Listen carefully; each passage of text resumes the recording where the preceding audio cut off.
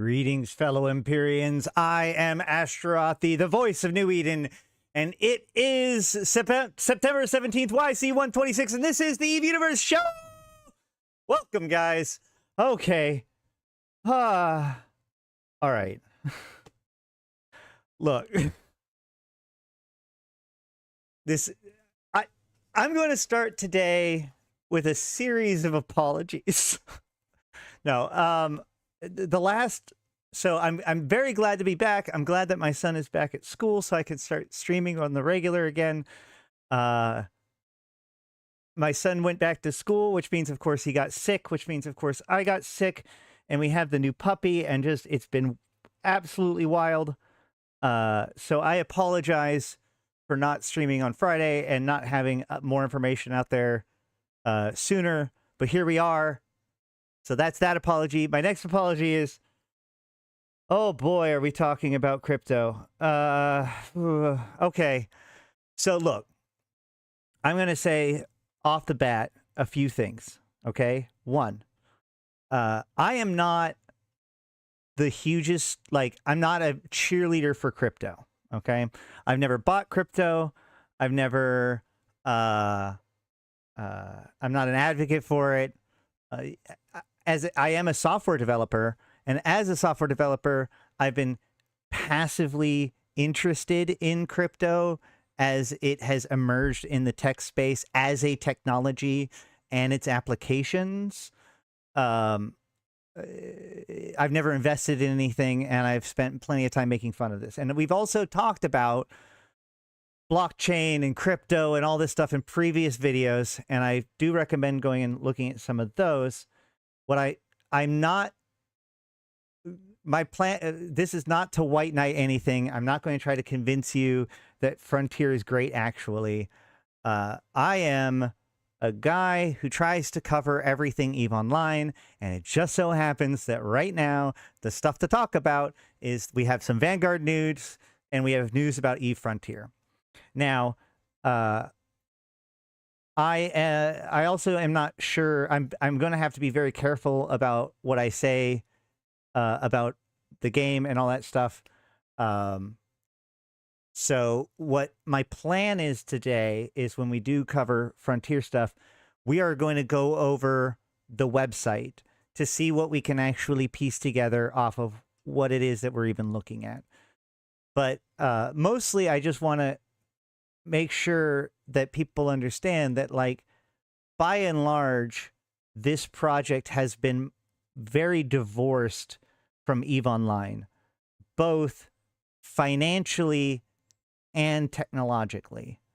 So I will say, reiterate, I've said this before and I'll say it again. In my opinion, the nightmare scenario here isn't that CCP breaks themselves making this game, because, and I'll argue it again later, but I have argued it in the past, like, this isn't CCP investing a bunch of money. This is CCP taking on a job that has a lot of money and now staffing up and building this thing, right? There is a ton of money kicking around in the VC circles, just an unimaginable amount of money in the crypto scene, looking to build the great crypto game, right? And Hilmar managed to convince these guys that he was their guy. And so he was given $40 million to do this. So yeah, it's going to get done. But I think that one of the biggest fears, the real fear about Frontier, is that it actually succeeds as EVE 2.0, right? If this is if this does become popular enough, you could see it begin to overshadow or even EVE Online as we know it today being seen as like the prototype for this. That's the nightmare scenario. The good news is that for that nightmare scenario to be true, this has to work out. Now, I do have some theories as to what exactly is going on here and why this all matters, what their plans are, and why they think it could be good. At no point in here should you take that as me suggesting that it is 100% true, because the one thing that we do know is that pretty much every attempt to do crypto in gaming right now, first of all, 95% of them have been like scams, like straight up, pay me tons of money and I will tell you that you own this specific square on Google Maps level scam. But even the ones that weren't as scammy, like say Ubisoft, their projects have been wildly unsuccessful. So we're going to talk about a little bit about why there's interest in it, but realize that, like, I'm not one of these guys that just covers crypto games all the time. I watch some of those guys sometimes. So take what I say with a grain of salt. If you're watching this in the future to go through all of my stuff, to point out how wrong I am, to do your epic takedown, or to show how much of a shill I am because I didn't say it was the worst thing in the world because it was crypto, it's going to kill us all. Welcome. Thank you. At least like the stream before you leave. It's only fair. Anywho. All right. So, also, we do have Vanguard news that I hope to use as like a palate cleanser after the fact. But first of all, let's go ahead and start with what we got. There is this article that I found that was brought to my attention. EVE players are in revolt over CCP's blockchain plans. None of us want this crypto slop. I do agree that we don't necessarily want crypto slop. I wonder how fair it is that it's assumed to be slop, but either way, I digress. I find it funny that, like, one of the latest things on Reddit was people now complaining because, like, there's a bunch of people that started complaining on Reddit about the Frontiers announcement. And then there was we should stop talking about that game. Like, they wouldn't even name it because they're rejecting it so wholeheartedly. Which, I mean, to be fair, that's basically been the experience with almost any offshoot, you know, if you look at like Echoes or anything else too. So whatever. So there's this article about it that's saying that, you know, it's kind of showing off the fact that there is a knee-jerk reaction that is negative, and has a lot of justification to it, but a lot of it is based on the idea that just the crypto as a technology, kind of like AI art, has like in our zeitgeist just kind of earned a reflex rejection. Pretty well earned in both of those cases, but that doesn't mean it's necessarily inherent. It's kind of like when you hear that something's a mobile game, right? That immediately you're like, oh no, you know, because that implies a lot of things. Now, there's nothing that makes a mobile game have to be like predatory and whatnot. It just so happens that they all end up that way, right? So people just assume when you say you're going to make a mobile game that you're making a game, you know, predatory practices, free to play, pay to win, all that kind of stuff. And again, that perspective is rightfully earned. So all of this begins in March 29th, 2022. Not really all of this begins because this is like more meetings, but, you know, CCP, especially Hilmar, had dabbled with the idea of crypto already, and or at least blockchain, because blockchain and crypto are technically two different things, in the same way that like a cat and a lion are two different things. But either way, I don't remember if this was before or after he said not for tranquility. But at GDC, he was talking with these big name investors in crypto space, right? And oh no, where is it? There we go. And then in May, you see the announcement that CCP Games and A16Z Games have teamed up.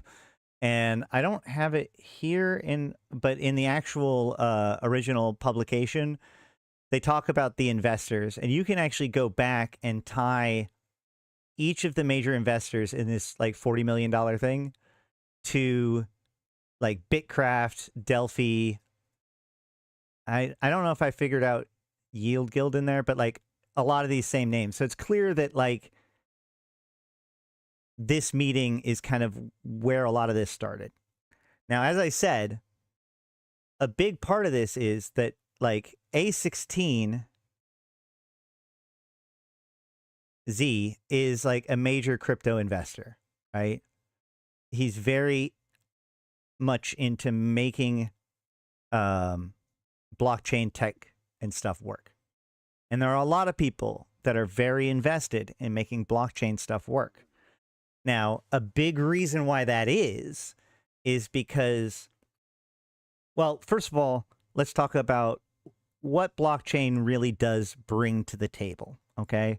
Because I was talking about this on Discord, and people are saying like, well, there's a lot of the times there's not really a point to these things, right? Like it's just there to be there.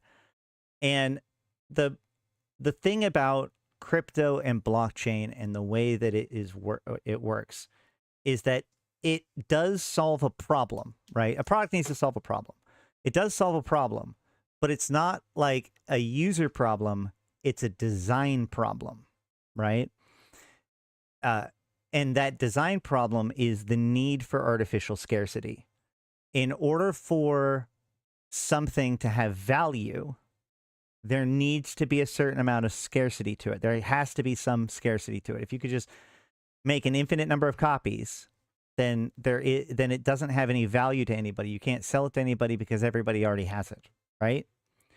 So the big thing that crypto has always produced, like from the core of people trying to figure out what this is the idea of artificial scarcity, right?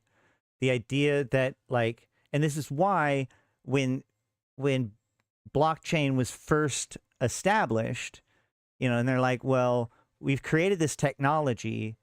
How do we use this tech to actually do something that people will care about, right? And the answer is currency, right? Gold is valuable because it's rare. Bitcoin is valuable because it's rare. As you mine it out, it becomes more and more rare. Everybody understood that. Therefore, Bitcoin has value. That was the entire premise behind it. So the gift that crypto and Bitcoin and blockchain gave to it was the decentralized ledger, so that way people were able to feel secure enough that nobody was going to just take it down, right? And then the other thing is the system of artificial scarcity, which gave it inherent value if people care about it at all. And then the game becomes, well, how else do we get people to care about these things? We can make these artificially scarce stuff, but how do we make people care about it? I know, let's turn them into trading cards. And we have things like NFTs and stuff like that, right? But there has always been this holy grail for the crypto and blockchain guys that this could be something for a game. And like even in the early days of when blockchain was first being created, game developers were already looking at it and being like, oh man, the idea of like every item having a permanent record, you know, that artifacts could be forged over time, that you could do something with a specific sword and that like upgrades it, and now it's always that way, and you could sell it, and you know, like there's always been a lot of potential. But then of course there's been a lot of scammy stuff coming out of all of this because people are trying to get there first. People are trying. Hi, hold on. My puppy disaster. Hold on. Green screen fell. All right. So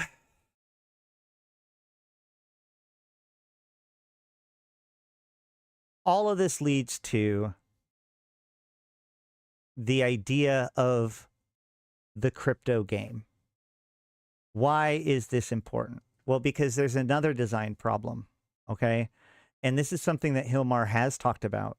This is something that has become a buzzword and is a big deal in gaming all over the place. You've seen symptoms of this in various different places, but it's the idea of playing to earn, right?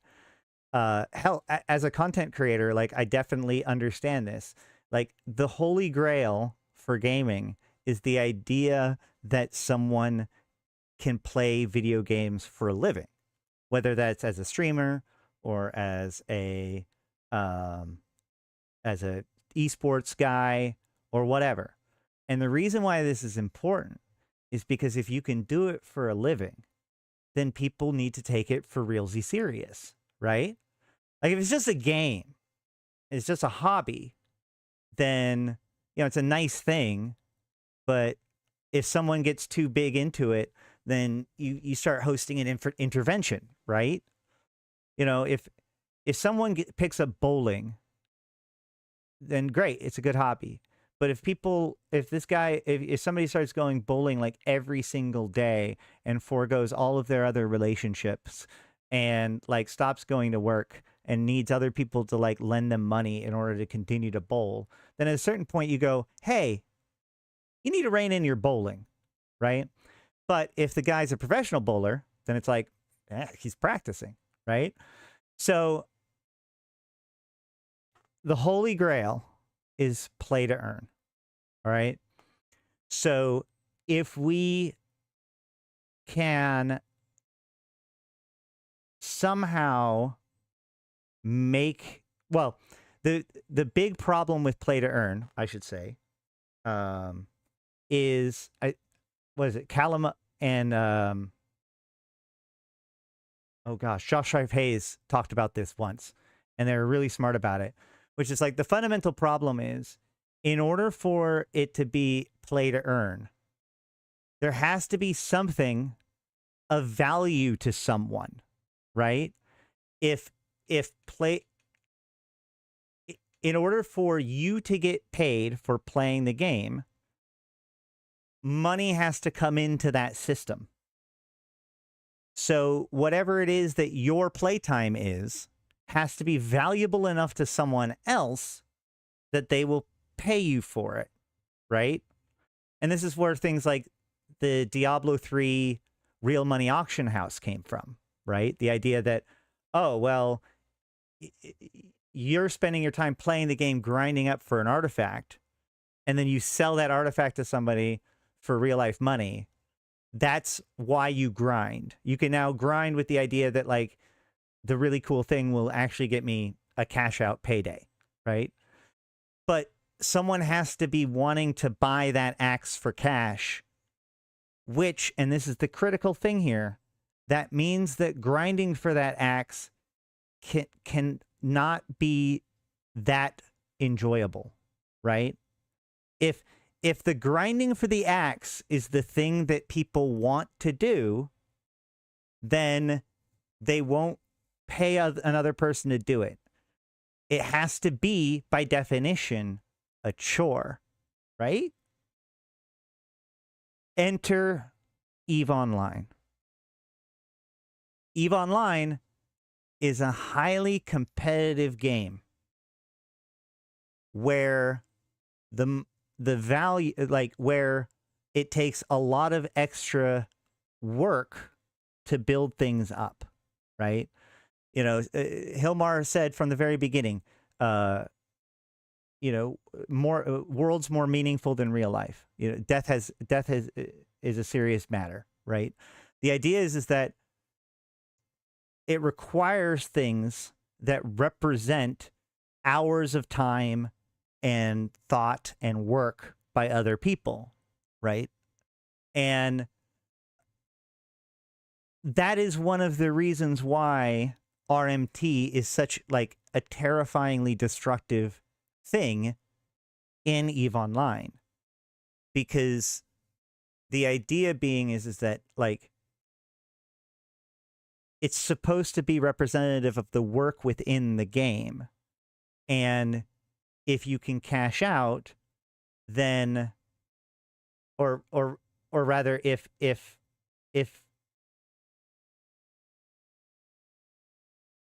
people can take over pieces of the game in order to make a lot of value in the game, right? We see it all the time, but they can't cash that out, which means their motivation to do it is only goes so far, only goes within the context of the game, right? So if people could, then massing that amount of wealth and cashing out would be a valuable thing to do, which would make it so that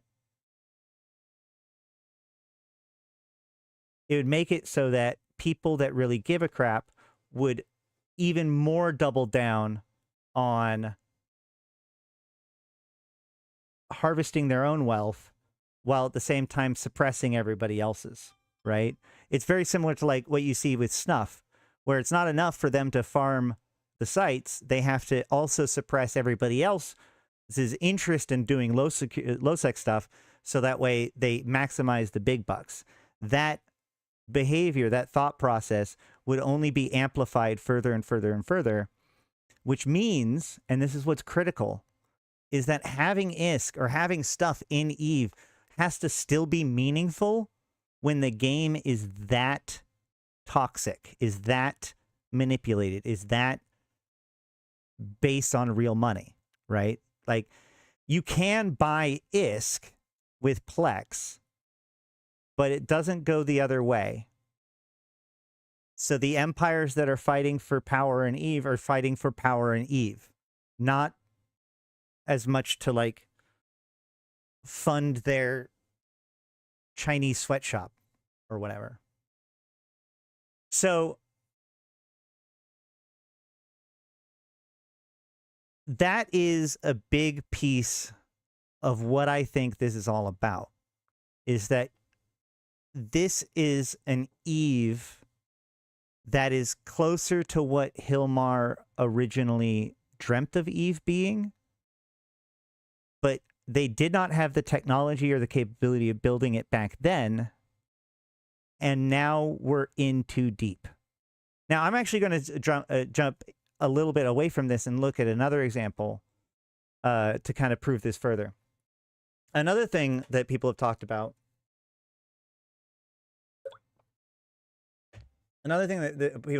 is this idea that, like, changing the game to be more physics oriented. Like right now, you can't block somebody. You can't, there's no line of sight in aiming or whatever. But Hilmar once talked about how he would love to do that, but one of the things that they would have to do probably is like create a thing that's alongside Eve. So it's like you go to this other place of space, and that's where the new engine operates. This is around the time where they're experimenting with that tech, that server tech that had let thousands of people all operate at the same time.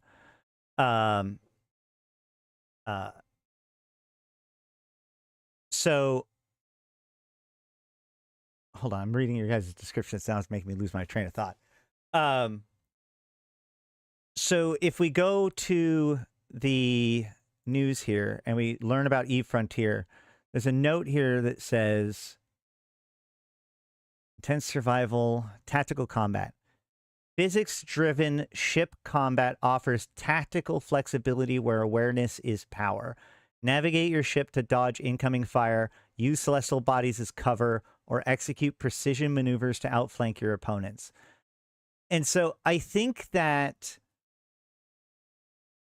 CCP has, for over a decade, had ideas for what they wanted Eve to be if it wasn't restricted by the engine that it currently has, right? If we were to do it again. And so I think that that's a big piece of this from CCP's side of view. Like, from the crypto point of view, these are people with millions of dollars that desperately, desperately, desperately want crypto to be seen as legitimate. So if they can get a game that uses crypto that is legitimate enough that people actually talk about it in a way that isn't absurd, then they win all of the cards. That's all they care about, right? Because they care about the idea of blockchain and crypto. They are evangelists of that type. So if they need to spend $50 million to make a game that people take seriously, then they will do that. Now, the question is this game that, right? That's why there's all of this money kicking around, is because the crypto is a thing, and blockchain is a thing that is constantly in a state of having to justify itself because of built-in skepticism, mostly because the other half of it is usually scamming. So, from their perspective, the value in this game existing is in the fact that, a arguably AAA game based on crypto exists and is, good, whatever, right? So that's why they're doing it. CCP's doing it because it allows them to create an Eve themselves that is another try at what the original design goals of EVE Online is. Because it's important to note that a lot of what we see as EVE now wasn't actually part of the original plan, right? Like, one of the things I like to, one of the stories that Hilmar likes to talk about is the fact that, like, jet can mining wasn't originally supposed to be in the game, right? It was supposed to take a long time for people to be able to mine up enough stuff to go up. But the fact that people were able to cooperate, allowed them to expand outward and basically take the game in directions that CCP had not even anticipated. And so there's always been this balancing act of, like, who's in control of what EVE is, CCP or, the player base. So I think that this very much like is more about like going to those original design documents and being like, okay, well, what if we the same goals that we had when we made Eve, but based in this idea, right? So, you know, upgrade your ship with new technologies to access new capabilities and skills, which open up new play styles. Your skills of pilot and strategic choices determine the outcome of every encounter, whether you favor hit and run approach, stealth, or all-out warfare. So a lot of this sounds very similar to Eve, right? Explore, upgrade, and survive in the face of perpetual annihilation. The frontier is a shattered region of space, warped by the presence of supermassive black holes and racked by the decay of its once powerful civilization. Combat is fierce, tactical, and skill reliant.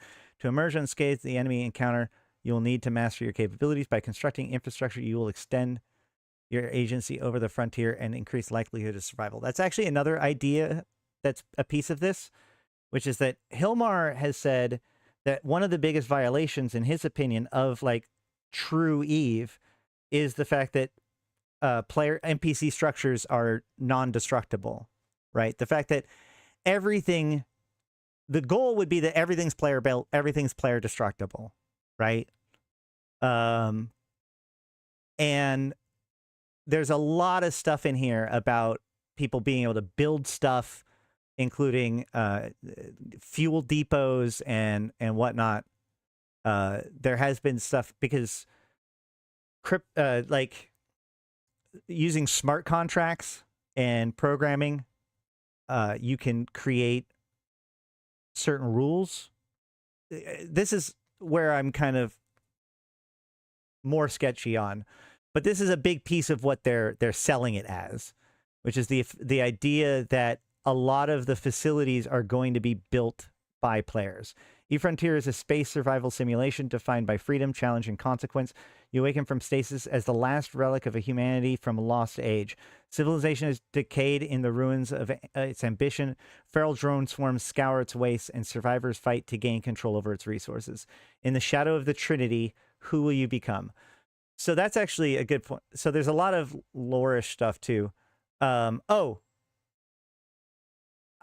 And another reason why I think that it's going to be closer to Eve is because of this video here. Nope, that's not going to work. So this, I can't read what's up there, but this looks like in-game, right? That looks like almost like a gas harvesting. Now we know this is like the weird rift things, but this appears to be someone gas harvesting in EVE Online, right? So, I don't know.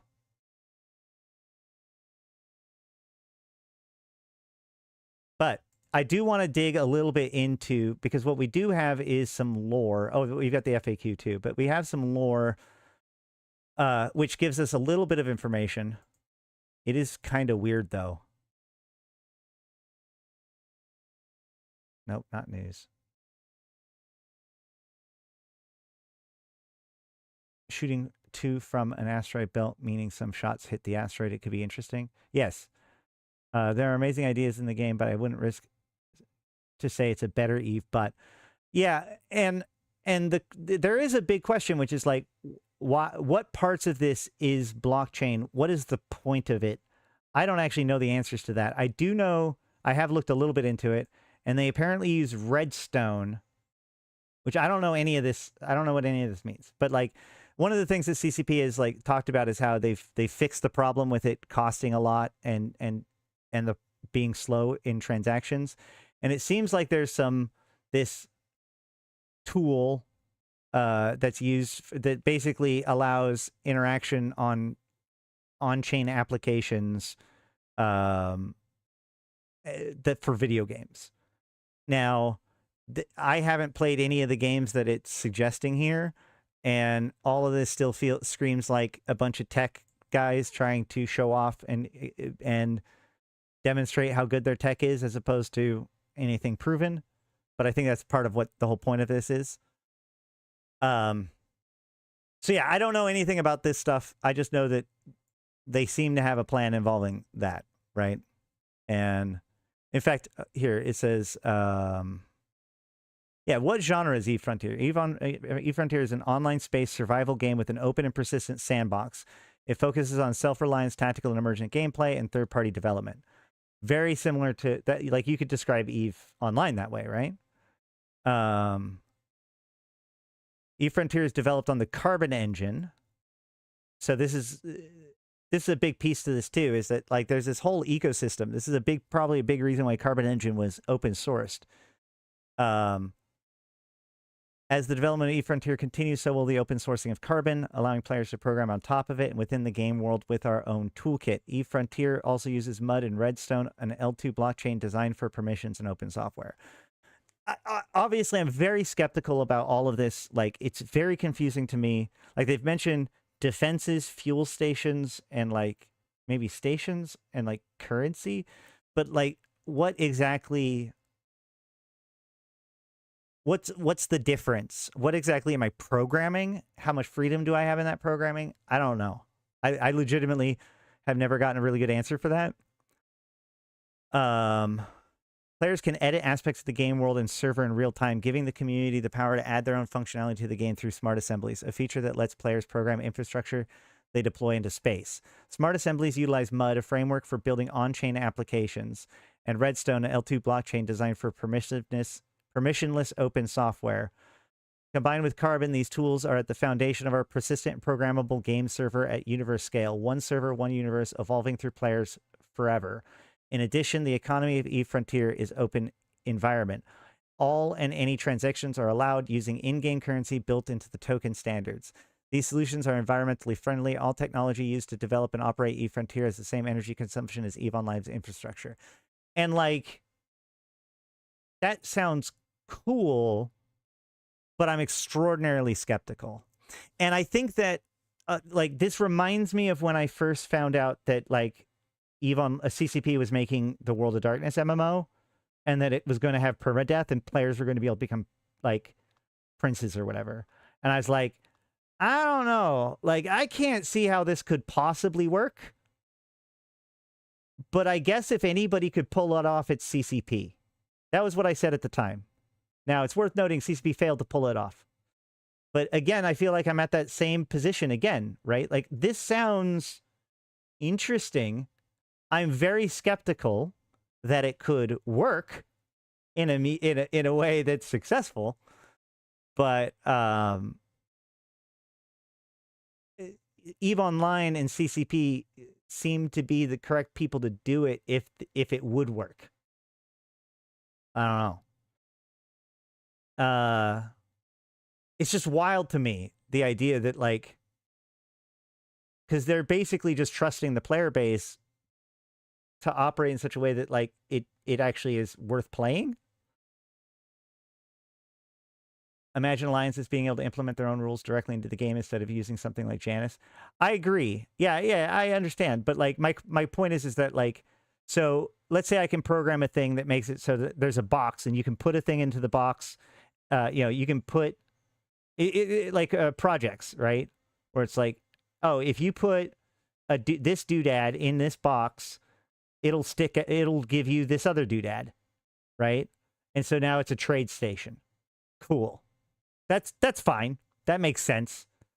But you understand how, like, you take that idea and then you release it as an MMO and just be like, and players can just customize the universe.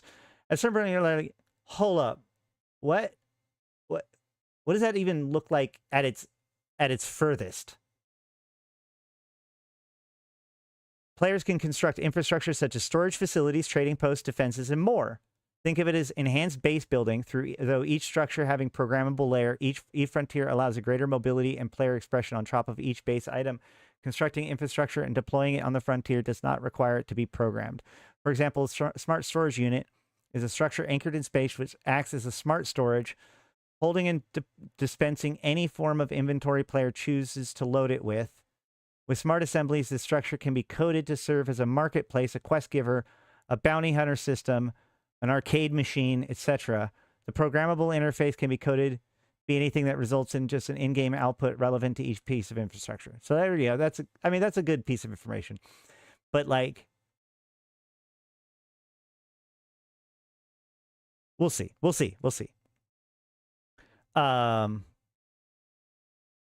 does eFrontier have real money transactions? In eFrontier Sandbox, you own your items and all transactions between players are permitted. CCP Games will not prohibit transactions outside of and inside of the game. RMT is on the menu, boys. Like, that's it. So we talk about how dangerous RMT is to EVE Online. How much RMT would destroy the balance of the game. eFrontier aims to test that theory. And this is the thing that I find interesting. Okay? So I've been playing Raid Shadow Legends since for almost a year now. For several reasons, but mostly partially out of curiosity. But one of the things is that, like, and this is true about a lot of those mobile games, they use competition, right? Especially cooperative competition. So we all in our clan get to attack the same clan boss. And if we collectively kill it, all of our rewards are doubled. Now, it just so happens that my team is the best team at killing that one. So I get the, and I wanted to get that. I strove for it.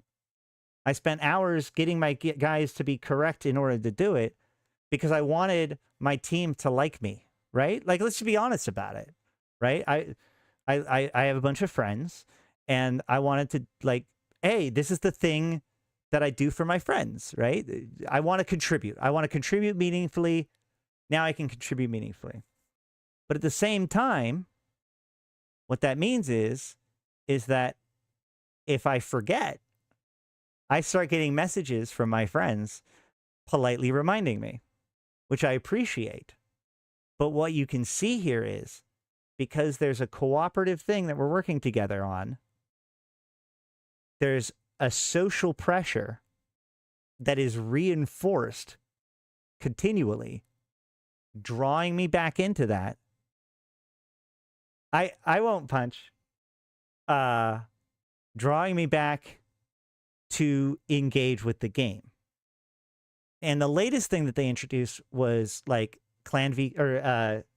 Siege, right? Where basically you build up your defenses, you put up defenders, and then you're matched up with another clan, and then you attack their defenses, they attack your defenses, you see who gets the most points. And you can really see this social pressure start to come in because each person can only put in like 2 defenders and attack 3 times. You need way more than that in order to be successful. So I need everybody in my team to be doing as much as they can. And more importantly, the people who can't contribute much feel bad, right? You know, there's some people that up until this point, or like for the most part when they play, don't really sweat it too much, right? They're not worried about paying a bunch of money. They're totally free to play. They've never spent any money. They're not anywhere close to where any of the big people in the clan are. But it's not really a big problem until all of a sudden we as a clan need to do something and they try and fail, right? So now there's a strange social pressure. Your guys aren't good enough. You need to get them better. And the reason why I bring this all up is because people spend a stupid amount of money to be good at Raid Shadow Legends. Like, that's how it works. You see them all the time if you play the game. People that have dudes that just means that represent thousands of dollars potentially, or probably of investment. And so this idea that people are going to be competitive, and it being competitive puts a unique social pressure, and that unique social pressure gets people to spend basically all of their money, right? Put that into Eve, and you start to see that there could be people that are wanting to just pour money into it in order to win, in order to have power in this game, especially if there's something in this game that's seen as having value itself, right? At that point, it's almost like an investment that you're trying to build on, right? So all of this goes back to bring it back to the beginning. Thanks, Punch. All of this to go back to the beginning. In order for a game to have play to earn, there has to be something that people are willing to pay for. Real life money. So if Eve Frontier becomes the kind of game that people spend their disposable income in order to project power into, then there will be value for the people that are doing all of the garbage menial work that it takes to actually form that power within the game, right? So I think that that's it. I think that that's the game. That's what they're trying to do. That's what they think might happen. That it becomes a thing that, like, it breaks that mold of idea of like MMOs and all that stuff where it's like, it's a separate world, that your power outside of the game doesn't represent your power inside the game. No, no, no. In this one, New Eden becomes just a new space to conquer.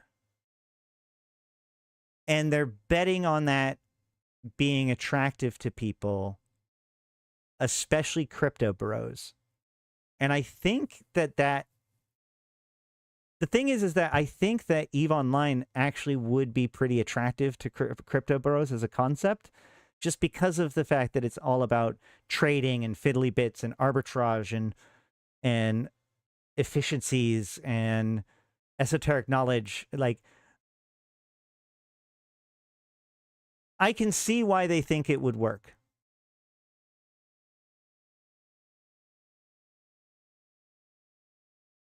I don't know if it works in a world in which EVE Online already exists, right? Played E7 for a long time. There are rumors that the top World Arena players, that they would hire teams to help them theory craft strats. On top of that absurd amount spent on their accounts. Whales. Yeah, I mean, this isn't new. This is just, they're hoping to build an in-game economy off of this, right? They're hoping that, like, why do you build an arcade? Because somebody finds value in the arcade. Because you can get something that you could theoretically have value in.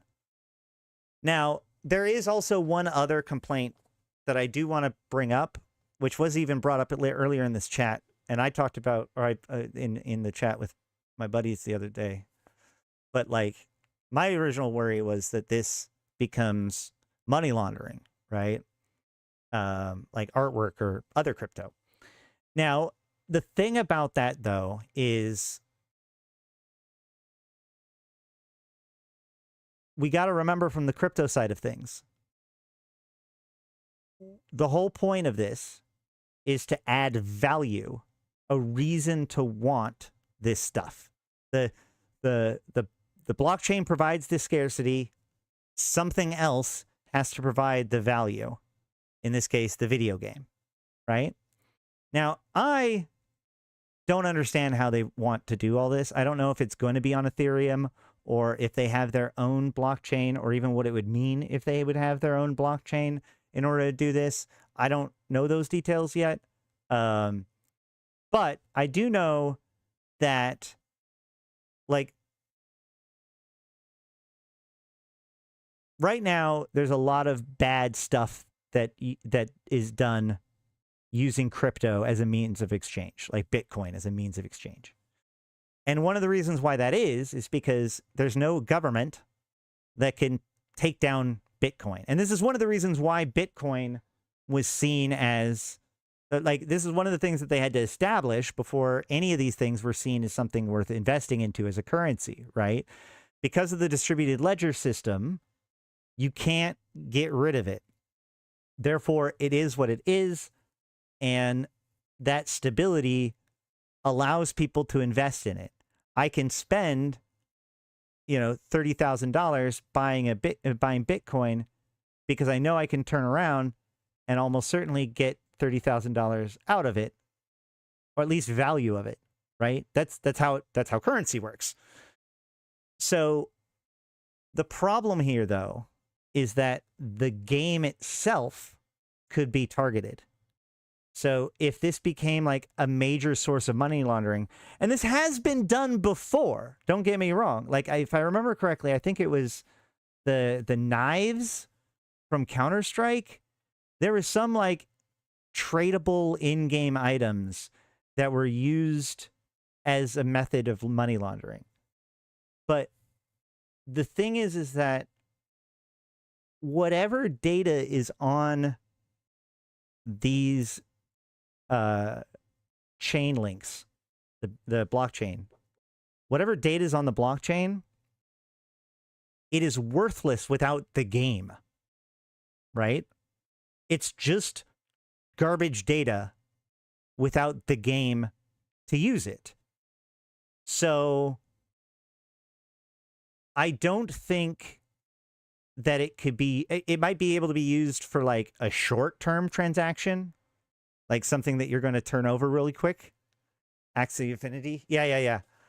But like the idea that people would like invest savings in Lux or whatever the hell they said it's called in Frontiers. Yeah, Oki, they say they use MUD, which is built on Ethereum, but it's not clear how it's all going to be, is my point. But it doesn't matter. The point is that forces could render all of it without value, right? If the game goes away, any inherent value in any of those tokens goes away. Except for maybe at that point, they're just the same as any other NFT with some garbage data in it in order to, for posterity's sake. So there is lore that I find interesting.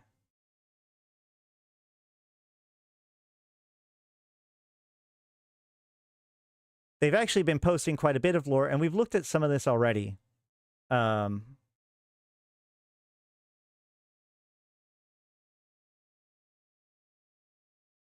Keeper is their first chronicle. There's a lot of weird terms, okay? So buckle up. Just a word of advice, it's just jargon after jargon after jargon. Some of the jargon we can break apart and understand, but yeah, we'll get there. So this is Keeper. The time is wrong. The trinary is not in the correct configuration for a new cycle. Instead, my oblivion is stirred by a distant echo of violence. One of the long-range sensor arrays have felt the murder of a star and the subsequent tremor in the stillness. And, carried by the ripples, one simple fragment of music. We are not alone, after all. A technological signature and evidence of a human society somewhere out there. The simulations reconstructing this sparse data into a synthetic specter of a civilization are vague but pregnant with possibilities. A tangle of cultures, politics, and a history that is complex yet strikingly familiar. It speaks of empires, corporate behemoths, and expansion spheres blooming into the unknown. A lost tribe capable of great beauty and destruction. A hope. We are not alone, after all. Too long the gate network hasn't carried thinking meat through its veins. Too long the trickle of souls was dry. Too long the frontier has laid empty, churned and torn by the fierce tides, a desolate void haunted by traitor automata. Our hecatomb will not be in vain. The decision was made to retrigger the program. A new crop is gestating. The music, though, If I had tear ducts, I would have wept. The time has never been so right. So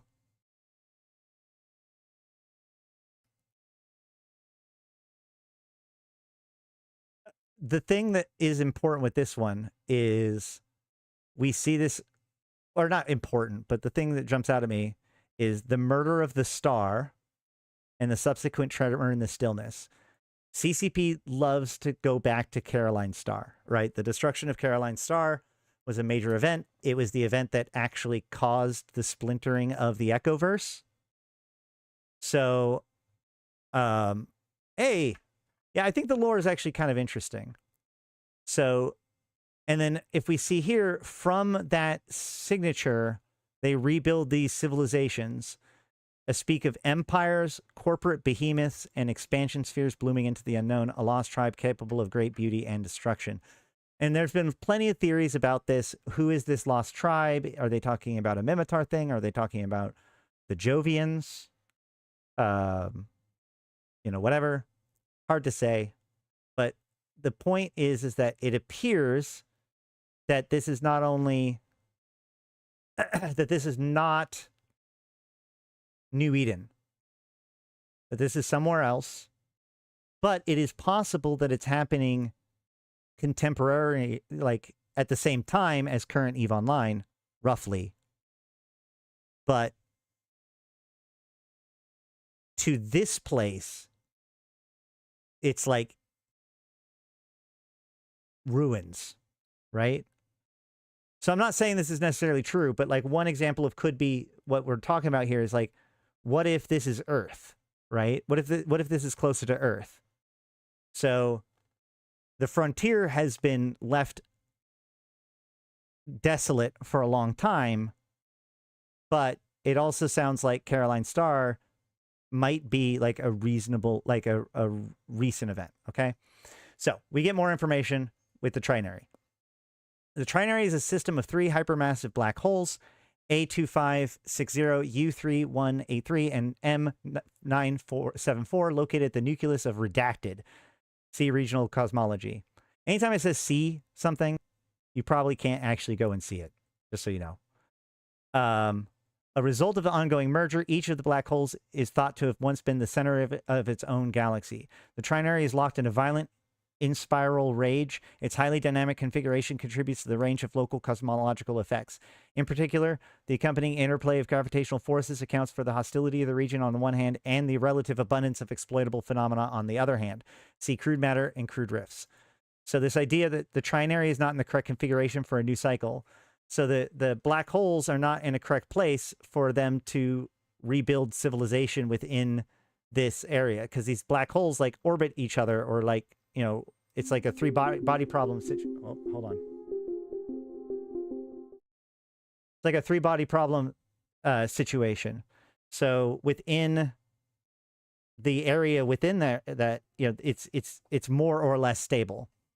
So cool. So then we get, I'm going to jump to stillness. The stillness is a common term for the hypothetical topological field structure out of which space-time emerges. Despite a lack of consensus on the nature of stillness, associated experiments developed has yielded a range of important technologies. While stillness shows a high degree of correlation with the topology of space-time, still effects also demonstrate properties of non-locality, which makes them indispensable for FTL applications. The study of stillness is at the forefront of theoretical physics, with active research ongoing across multiple subdisciplines. See telenomic hypothesis, not theory of reality, exohedron, etc. By the way, all of these things are actual real things that you could start looking into if you want to have like all kinds of head spinning. Like there's some weird stuff. This is a lot of this stuff is actual deep physics stuff. Of note are the records collected from pre-collapse scientific fronts, exploring the nature of biological responses to the stillness. While much of this research remains inconclusive, new wave of human intelligence interacting with the stillness causes across the frontier has proven to be a useful data set, and the accelerated rate of madness correlated with that exposure has not gone unnoticed. So it sounds like stillness has something to do with like the fabric of space-time that is related to the topology of space-time, but not necessarily directly one-to-one. Crude matter. And this is important because you realize that this is Eve stuff. In theory, this is Eve Online, and it's being published by CCP. No one said that this isn't canonical. So while this stuff may not necessarily be relevant to our stuff, well, it is math gobbledygook, but it is specifically mostly about stuff about space-time topology. Like, so the knots are about like string theory. Anyway, crude matter is a group of there was a weird, I think it was the knot theory was like that matter comes when strings get knotted.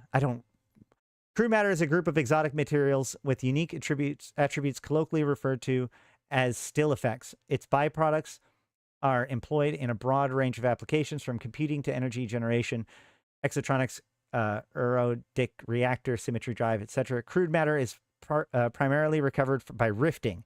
A rift is a compact region of spacetime with twisted polarization, which topology is related to a wormhole. See crude rifts. Raw crude matter is generally classified by its age, old to young, and its strength, weak to strong. During refinement, crude matter particles are contained in a lattice structure to produce stable materials ready for further processing and use. During this process, amalgamation with regular matter produces further advanced composites. So yeah,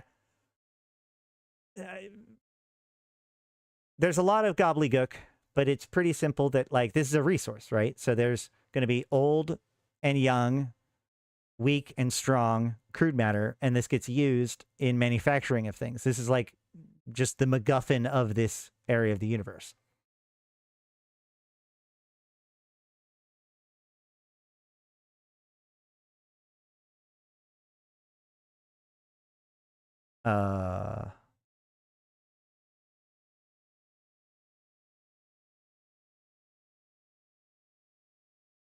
Vault.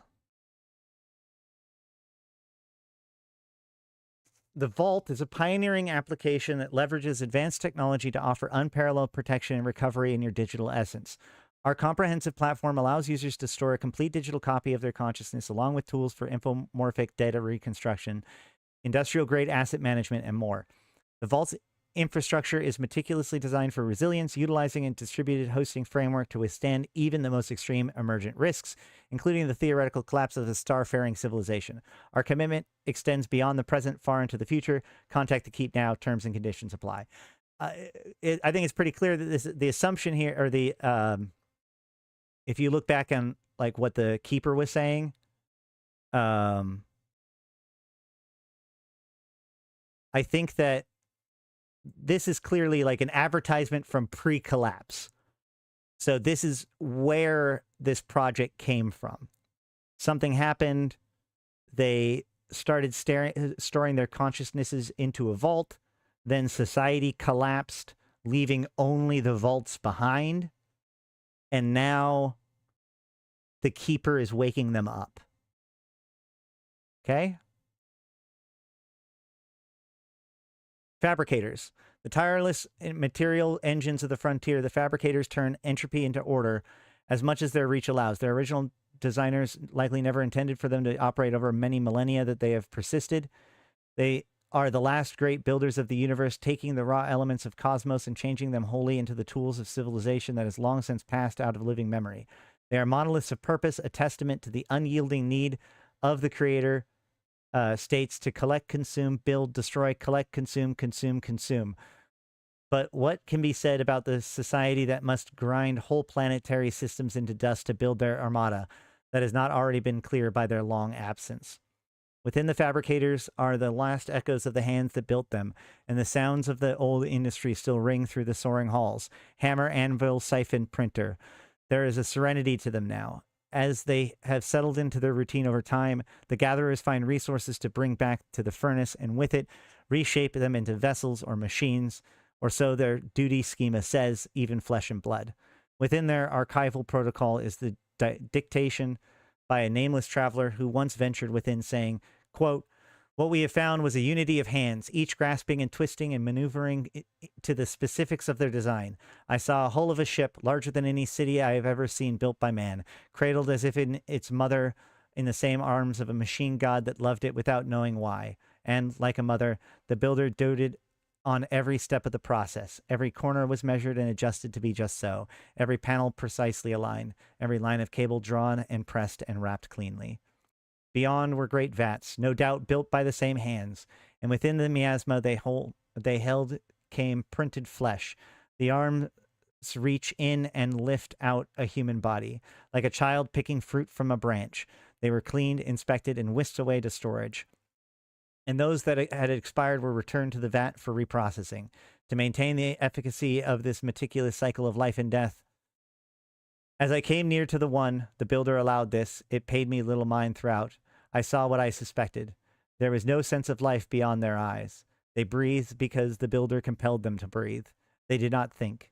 Those bodies are of little else than shadows in those long dead, maintained here in perpetuity, a living mausoleum that permits no decay. I must admit, I felt a great sense of sadness when I watched the hands of the mother delicately set its children into their long slumber. The builder knows that they are incomplete, but does not have either the awareness or power to compel them to rise from their sleep. It can build a body, a billion bodies, a trillion bodies, but it cannot build a soul. Okay. So I think, so like the fabricators clearly, so they're setting it up because we've got the ability to customize the world, a protocol being created. These are ancient civilizations. So these are like older, like these are like stations. This is to explain stations that have free manufacturing lines because the fabricators are just designed to manufacture stuff. And likely anything beyond that is going to be stuff that we have to build because the rest of this place has been totally destroyed. Exclave. Exclave Ventures is a derelict hydra of an autonomous protocols long deserted by human users and now conditioned a necrobiome class hyperobject, constituting a necrobiome class hyperobject. Okay. A moving corpse of a civilization rested on algorithmic foundations. Its many interlocked protocols wither, grasp, and grow despite long absence of its human beneficiaries. Were they even beneficiaries to begin with? Engineered to dispose of human fallibility by growing out of its immutable logos, its cancerous rhizome is efficient at survival but prone to internal conflict. System rot and ultimate colonization by necroevolution and insatiable specters of fundamentalist corporations that originally settle in its creeping post-etatist swamp of legislation in their flight from the increasingly solidifying core of the home system. The home system. As the undead Leviathan, it marches on. As the great orphan Geist, it blindly convulses into the dark. Exclave Ventures is a product of the derelict dataset mega project to create a civilization rooted in an incorruptible seed, which was to sprout into a tangle of adaptive protocols evolving into a constant dance of cohabitation. Far in the outskirts, even direct military conflict between entire protocols is not unheard of as they work out their mutual allowance in the still waves of regulatory landscape. For as long as we remember, it is the ancient ruin. Its vast, deserted megastructure are only a tip of the iceberg in a virtualized volume consisting of heavily feralized boiling mass of synthetic mimetics brought to complete incoherence through millennia lost in a runway of feedback loops between tireless overproduction and insatiable synthetic consumption. This storming ocean is gigantic, and large things dwell in its depths. Yes, we boiled a second gas giant in the last megasecond for a prank with an audience consisting entirely of adversarial botnets fighting over attention tokens. But have you tried the gas giant cola designer molecule we got out of this? It's a star cluster spanning ghost shopping mall bulldozing entire planetary system after another, descending into self-referential madness under the watchful eyes of trigger-happy strike groups. Many of its constituent protocols still provide yield emissions and offer various forms of subscription, including the core Exclave protocol itself, whose immigration services are still largely functional, living up to its reputation as an immortal offshore empire. This allows writers to tap into the fruits of the venture's corpses. The surviving clan's automation is also known to be eager to accept unique artifacts washed upon the shore of noise.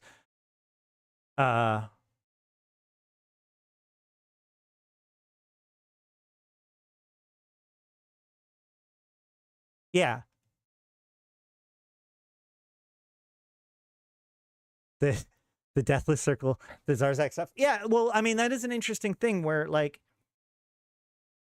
reading through this, it feels like there's a lot of similarities between the Jove/Drifters and these guys.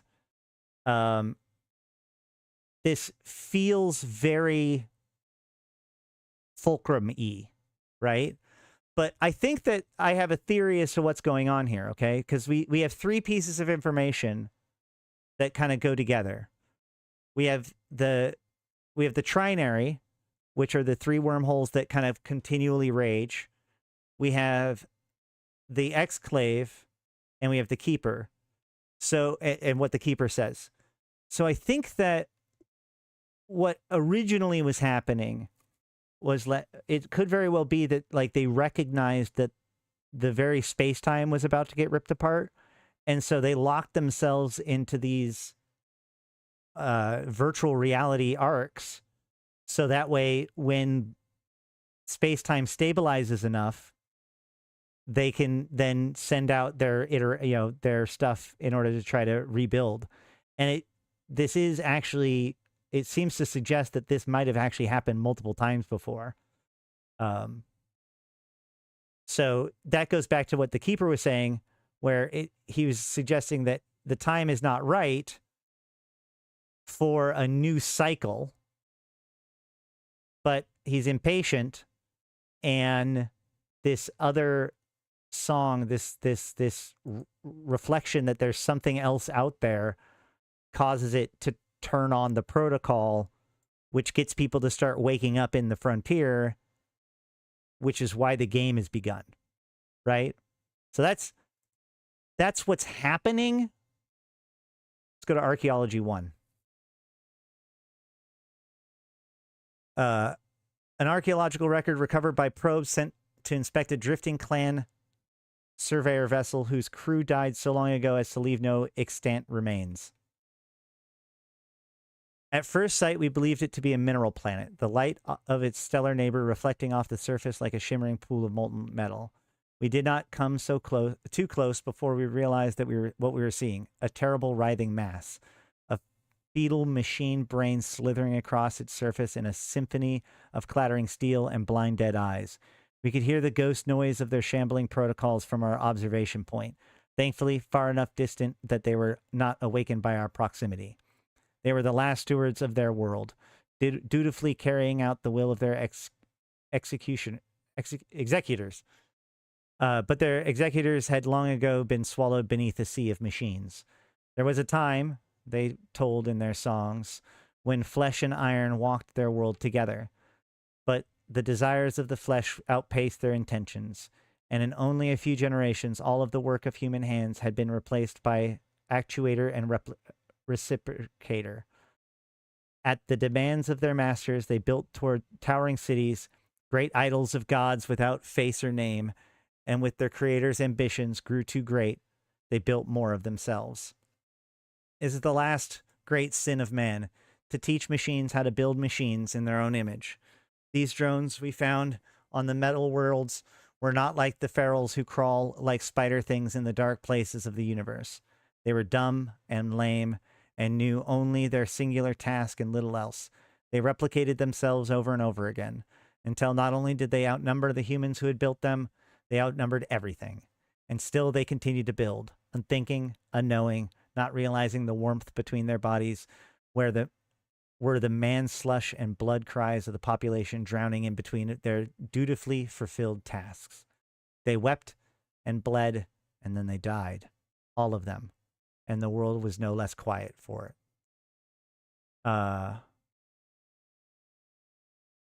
So this is an AI drone sleeper universe left over after humanity killed itself off, and players will inhabit these built bodies, becoming a soul of them. Go forth.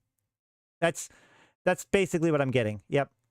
and whatever signs, and these rogue drones ensure that basically any real signs of civilization gets wiped out. These drones, that is all that was left after all, remain with when their meat fathers were long gone, reduced to brine and then ash and then nothing at all. They were not conscious things, not like the ferals with their crypt thoughts and grave minds, but they recognized the absence all the same. They sang songs, grim lamentations, and haunting recollections of fractured memory. They continued to build until all of their world was eaten up in the process, and now a totally different organism altogether. The surface of their world is machine, and descending through the layers will find machines made to refine the core of their world into more machines. A core made of machines reduced to their base elements by gravity and pressure. The first drones, and the hands who built them, were long ago recycled, as were the drones who recycled them, and those who recycled them for 1,000 generations. Yep, Eve has always had dark lore. That's true. Yeah, I mean, these are basically the same, almost exactly the same as just New Eden's rogue drones.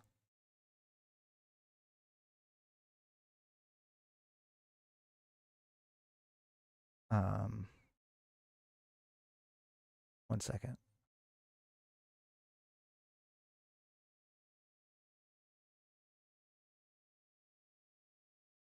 I gotta read something real quick. I just want to make sure.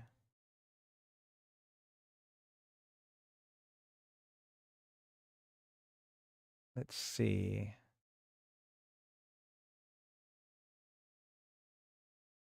Storage facilities, trading post devices, and more. Okay, never mind. Archaeology 2. Found in the wreckage of a Cub-class corvette, designated Nisus, redacted. Upon entering the system, I warped to the subject planet and inserted the Nice into low... The Nisus? Minesis?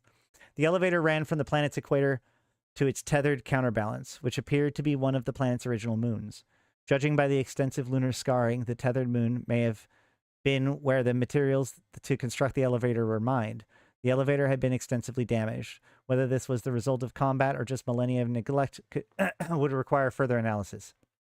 That it was an active structure and still powered was obvious by the fact that it was still standing. But I confirmed this by checking the elevator's EM signature. The Intrapot station was similar in design to others that we had seen, suggesting that it had been in an orbiting station before it was incorporated into the elevator. Surface scans determined that the planet had an iron, nickel, sulfur core and rock mantle, with an iron, magnesium, aluminum, calcium, potassium crust, an atmosphere of mainly carbon dioxide with nitrogen and argon gases. The presence of trace oxygen may be explained by the flora monoculture that covered the surface of the planet. The previously unknown plant species is black-stemmed, energy storage adaptation, and may have been a crude terraforming attempt, or simply a form of mass agriculture. This is not my area of expertise, however, and a planetary ecologist would be better suited to provide definitive answers. Moving into geostationary orbit close to the elevator shaft, approximately 1,000 kilometers above the surface and some 19,000 kilometers below the Interpot, I launched the 4 probes, piloting the primary myself via Imprez. For the initial survey, I had determined that the base structure would be the most fruitfully located for the initial survey. GPR found little left of other structures beyond the subsurface remains of foundations. These foundations were enough to suggest a significant complex settlement around the elevator's base structure. These findings were inconclusive, however, due to EM interference with the GPR. The source of the EM interference may have been the flora's root structure. See below for further speculation. Inserting into the atmosphere, addition, from here, archaeolog Kell refers to herself and the 4 probes as we, continue down the elevator to the base structure, a mountain-sized square frutsum. I don't know if you guys can hear there's a siren outside. Its sheer scale demonstrated that it was also an active structure. The architecture architecture uh, was consistent with other sites belonging to Synod. The invasive plant species had managed to penetrate the extruded Molbond polycrate nature of this structure enough to threaten its integrity. Was this species supplementing photosynthesis with some form of EM parasitism? I sent the secondary and tertiary probes to survey the exterior of the base structure.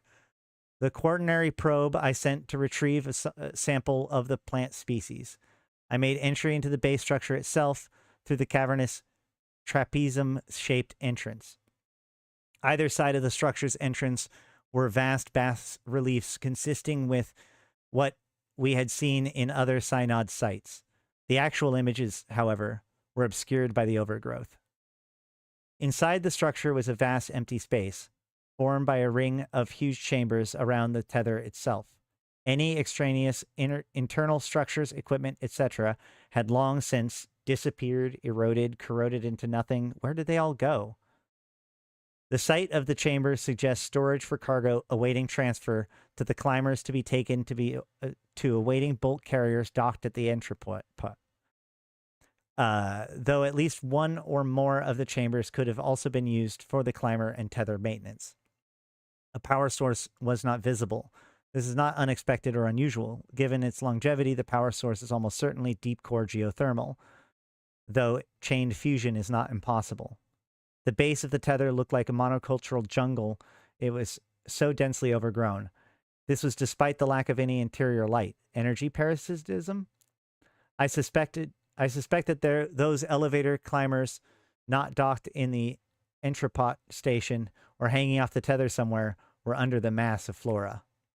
The floor of the structure was a sea of swaying plant life. Some of it had grown up the interior walls, but not nearly as completely as it had overgrown the external walls. Again, it showed that it was drawing energy from somewhere and suggested something akin to the nutrient photosynthate exchange of mycorrhizal network. I was, however, keeping the primary drone well away from the stems of the flora. I'm not suggesting that they were animate. All movement seemed consistent with the wind. I then found the 10-meter-tall skeleton of a mechanized bipedal ambulatory vehicle. My guess is that despite the impracticality of this kind of vehicle in normal circumstances, it would have been useful for both cargo handling and the manipulation of heavy components for the climbers and the elevator itself. I found 3 other such skeletons, all in varying stages of decay. The plant life had grown extensively throughout the machine, and that this much of the vehicle had survived was a testament to its ruggedness. A close inspection of the second skeletal vehicle discovered that parts of its head, a sensor area as far as I could ascertain, the cockpit was in the chest area, were still sealed and could contain preserved synod technifacts. Technically overarching my remit, I made the decision to cut into the head and remove anything within. I had managed to extract a neurocore when I lost contact with the quaternary probe. Moments later, the probe, registered contact with plant matter end fragment. Okay, yeah, mechs. So it says 10-foot tall skeleton of a mechanized bipedal ambulatory vehicle. So this is really interesting. My green screen fell over again. Awesome. Well, whatever. Hold on one second, because this actually reminded me of something that I want to look up.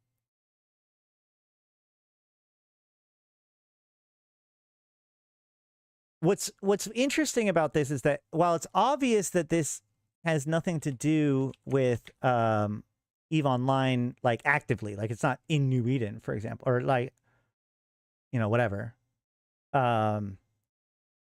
There's a lot of little weird references, right? Like, because they seem like Jove, and they seem like it could be like, maybe these are sleepers, the rogue drones.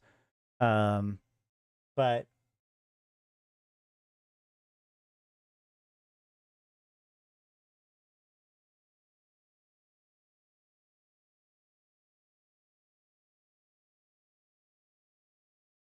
I'm trying to see. make it. Do something great. See the stars. But sometimes, reality has different ideas. I remember those dreams starting to slip away. Those doors, they never opened. You guys for can me. hear that. Until now. Because with Upwell, it's never too late. We will give you a new life. A way to make a difference. Our cloning technology will provide you with a second chance. A fresh start. Be the version of yourself you were destined to be. And seize the dream of a future that you've chosen. Okay, this wasn't the one. Sorry, I got distracted by my headset being turned off. Is this going to show it? All operated and maintained by an efficient and skilled workforce. No. Embrace the freedom to shape space in your image. I thought they showed... And seize the dream of a star system entirely under your command. Hold on, because they show... Aquin on the cusp of a new era. They show people on the... Hold on.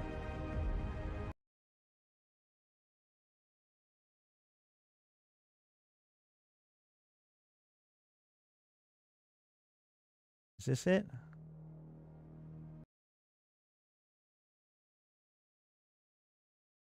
Providing the means for obtaining the workforce required to operate all structures and equipment. Healthy and skilled standardized clones provide an elegant solution for optimization and efficiency. In one of these videos, there was a picture, there was a part of it where they were on the planet, right? Because we saw the solstice planet. I'm not crazy.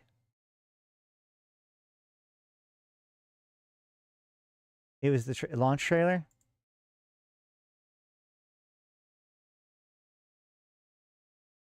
This one? The Seize the Dream? Hold on. Eve Equinox. Oh, here we go. Capacitor course check is okay.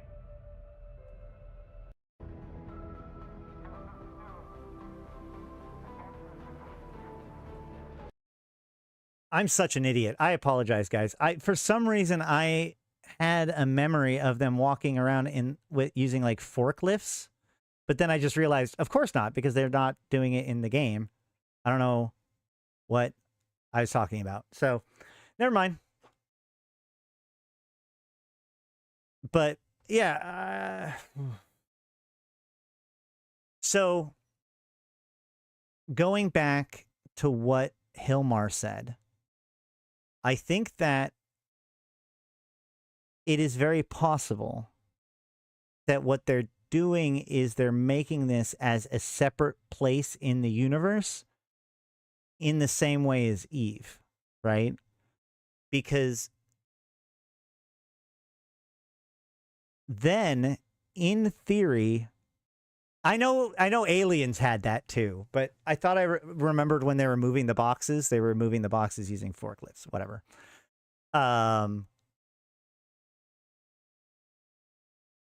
Hilmar said that if they wanted to put in like physics-based whatever, they would create a new space with new rules that you would choose to travel to if you want to engage with those rules.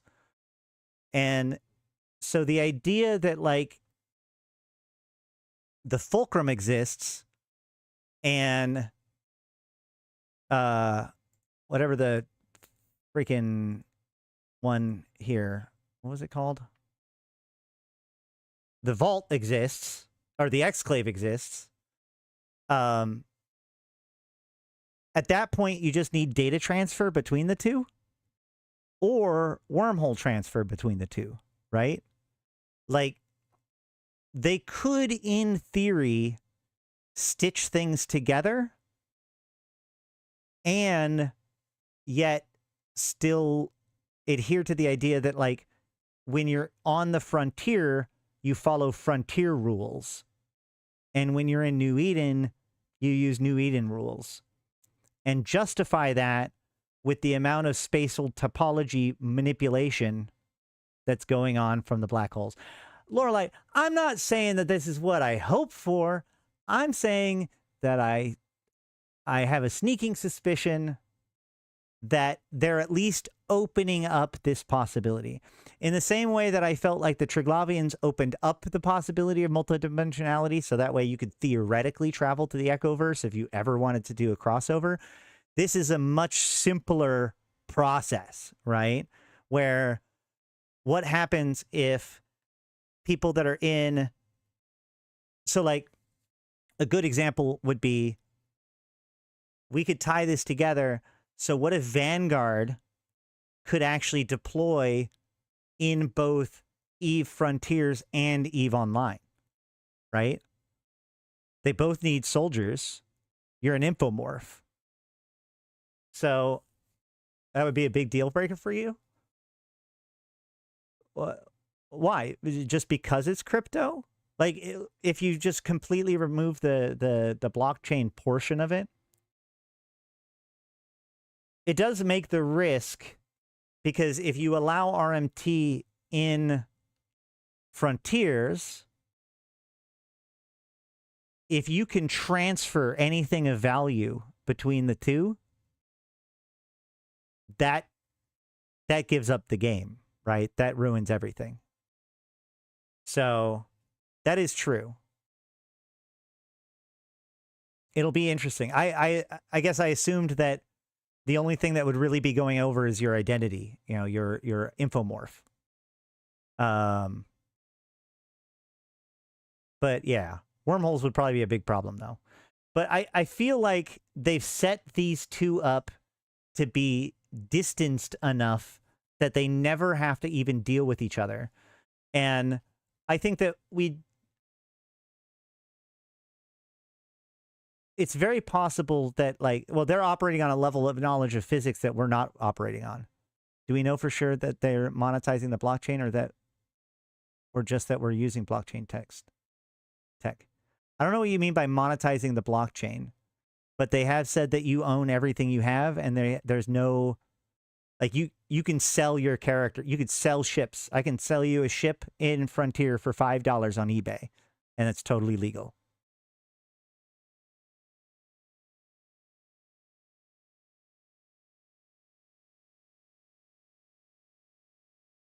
I can sell you doodads. I can sell you real life. How could I do this? I could sell you doodads that you could then turn into my boxes in order to get something in game. Like, is it an external currency? That's the thing. We don't actually know, like, what is... It's powered by blockchain, but it isn't like it uses tokens for storage, but it's not tokens as currency.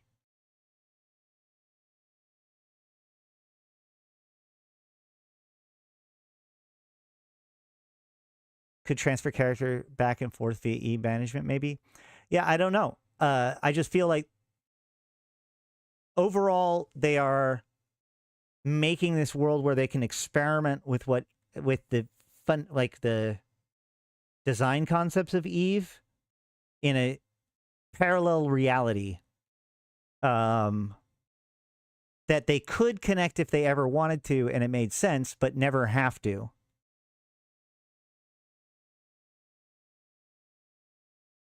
Yeah.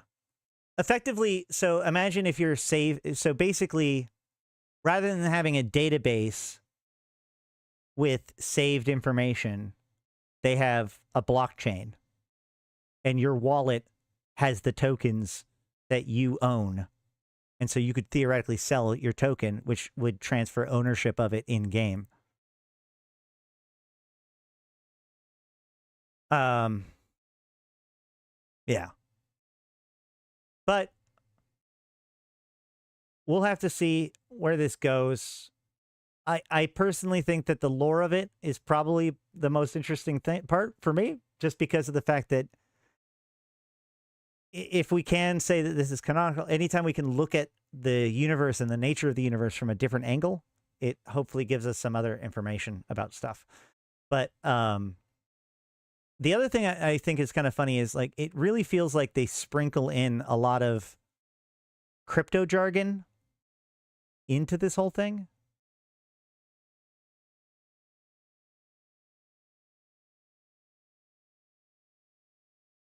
I think that you could tie it to EVE Online without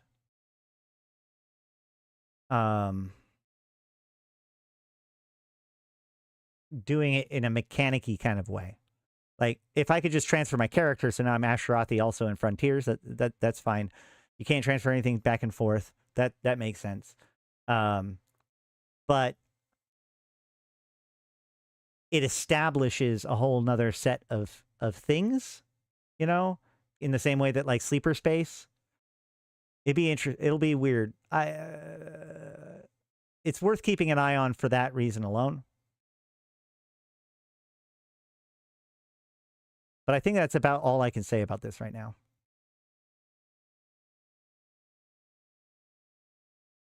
Yeah, they have said that if you don't want to deal with the crypto stuff, you can. Yeah, it's my understanding is that, like,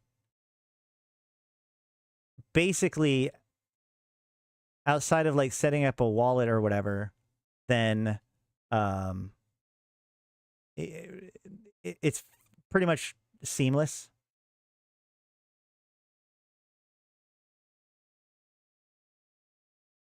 Hold on one second.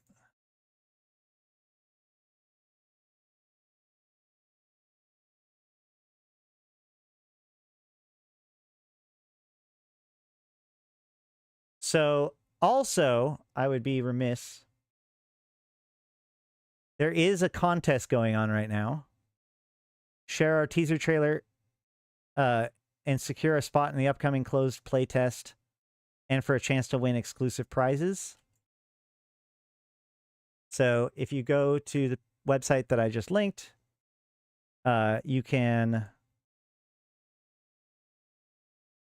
Hopefully this doesn't give some sort of information I don't want to give. But there's various different things that you can do for chances to win. Yeah, I've got like 300 raffle tickets. And if you want, you can actually use this link. If you're interested at all, you can use that link, and then I get credit for it, and I might get a cool computer.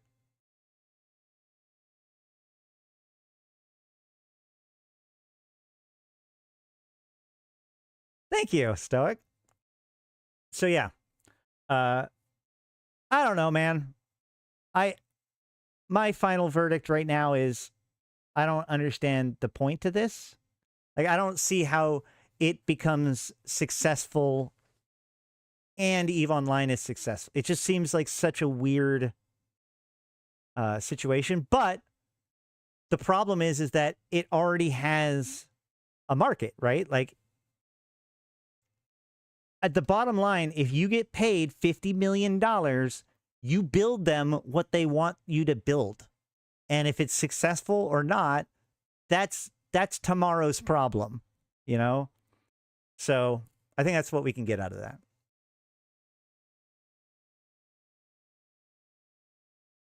Give EVE MMORTS.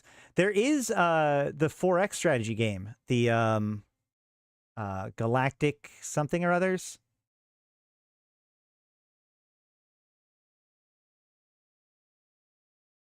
Hold on, that was linked in the Discord.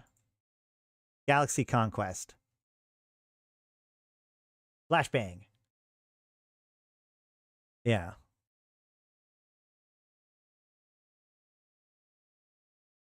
Fair enough. All right. Let's see. Anything else we want to talk about this? I'm reasonably confident that I've now talked about EVE Frontiers for about an hour and 40 minutes longer than anyone wanted me to. So I think that we can wrap this up for today. Next, I do want to talk about this. So some of you may I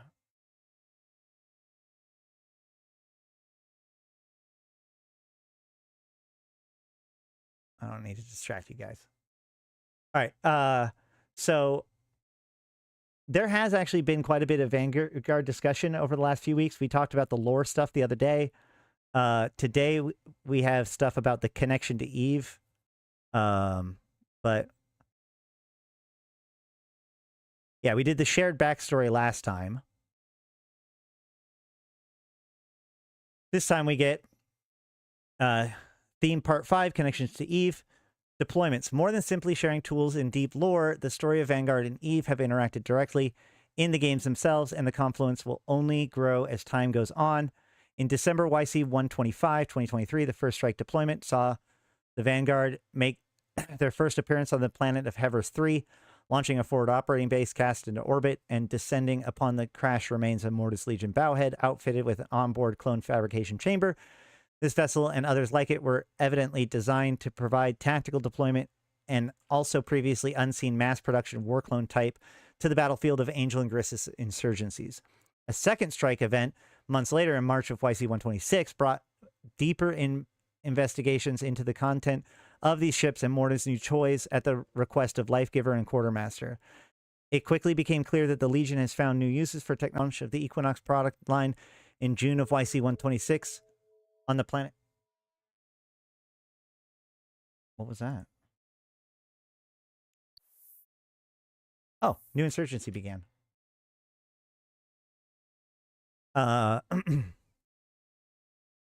Suspected by many to have took place shortly after the Upwell Consortium's launch of the Equinox product line in June of YC126 on the planet of Ovican 6, which had become a host of Upwell prototype Skyhook and a wealth of research infrastructure. Suspected by many to have burned a long-standing zero-day vulnerability in the system's sinusoidal jamming network to bring assets into the system, the Deathless Circle provided low-atmosphere launch points from several vessels cloaked in low orbit.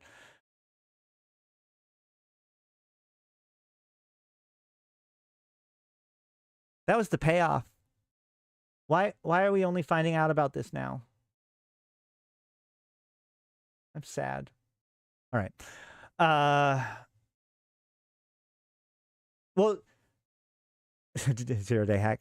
So that actually, we've talked about this. There was a whole build-up to Solstice where I thought that the Equinox trailer was predicting an attack.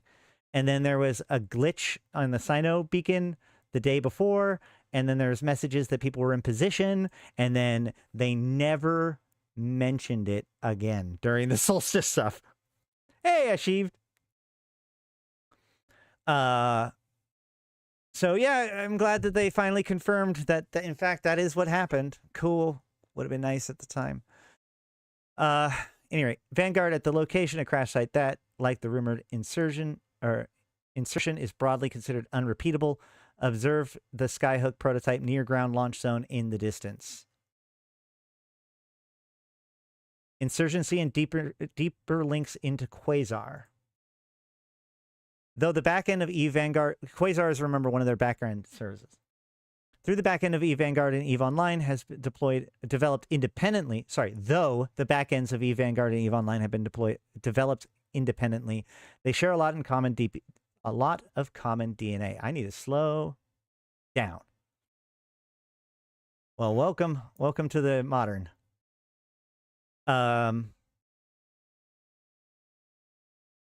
Most notably, the adoption of an event-driven architecture, EDA, and some common tech choices in the use of Golang, Protobuf, and gRPC. EDAs produce highly flexible and decoupled systems that can grow organically while maintaining scalability and resilience. An EDA, all state changes are captured as events and published into a central messaging bus. An example event might describe a character undocking from a station, what ship they undocked in, and what modules were fitted to that ship. Once an event type has been published into a message bus, consumers can choose to subscribe or react to that event. Oh, God. Okay, so this makes sense to me, but I don't think this is going to make sense to you guys. So just to explain, So, like, one of the things about programming is that a lot of the time when things are happening together, it's like kind of coincidental, you know?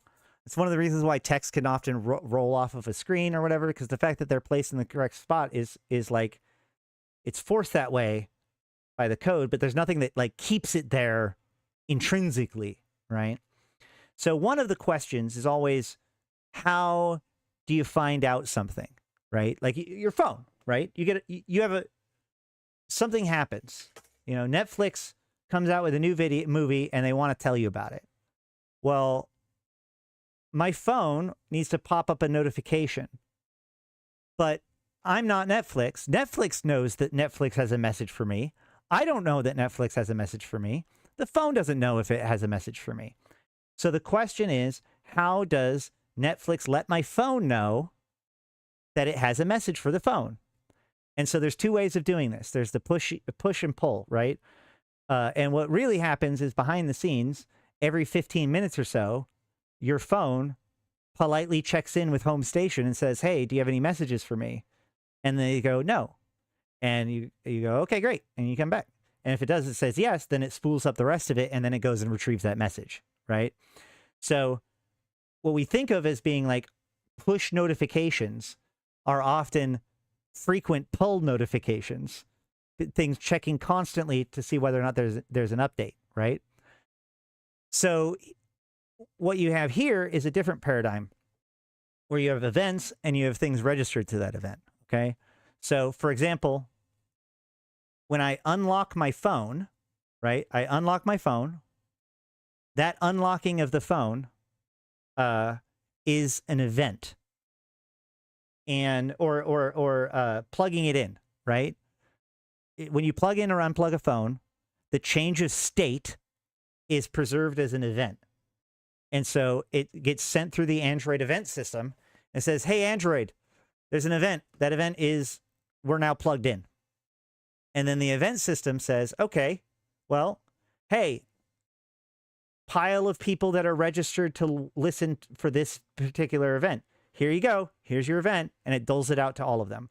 So you have a home system that basically receives all of the notices and then has a list of all of the listeners. And every time it receives a notification, it just kind of distributes out that notification to everyone who's listening, right? So in this case, like right now, if you undock, there's an undock process. And that undock process goes through and checks or like does all of the things that needs to happen when you're undocking. So if a new thing has to pay attention to whether or not you're docked, it either needs to be added to that code or it needs to be checking like every second whether or not you're docked, right? So there's a thing that only happens when you're undocked. It knows that you're docked, but it can't tell when you undock unless something tells it. Enter the event system. Now, if the undocking is an event rather than just a method, now anything can listen for an undock event. And so when the undock event happens, it goes to the event coordinator, which is, again, just code. The event coordinator goes, okay, anything that's looking for for an undock event, here's your undock event. And each of those individual things knows how to deal with that event when it happens. So the system doesn't know if there's one thing listening for that undock event or 100 things listening for that undock event or 1,000 things listening for that undock event. Things can register and unregister as often as they want to. This is how notifications work. I would have assumed that this is what it was like. The only thing that troubles me about this description is they're saying it like it's some sort of new concept. This is like the fact that More of Eve doesn't work this way explains a lot. I'll just put it that way. But yes, this is very good practices when it comes to software development. Once an event type is published on the blah, blah, blah. To link it to EVE Online, the Vanguard backend was set up as a trusted publisher of events into Quasar. EVE Online's backend, and uses this connection to publish events about contracts completed in Vanguard. Insurgency services in Quasar listen for these events, ascribe. Whoa. I don't know how much that is, but thank you. My green screen is still laying on me. Oh God, it's getting worse.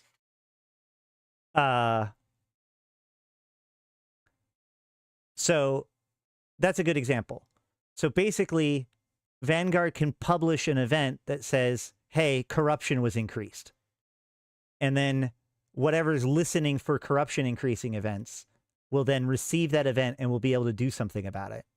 Regardless if it's Vanguard, if it's Eve, if it's anything, any amount of any code that's allowed to register on the event listener will be able to, you could theoretically create an API that could listen for those event to have it be sent to it. So yeah, Havoc, I don't agree with you on this one. Like I agree, I can agree with you on some of the stuff with like the techno jargon for Vanguard, but this reads to me as a dev blog written by the tech dudes nerding out about the tech that they're doing and trying to explain it. Quasar is relatively new, and so this is good information to have. I'm just saying, like, they're not reinventing any kind of wheel, you know?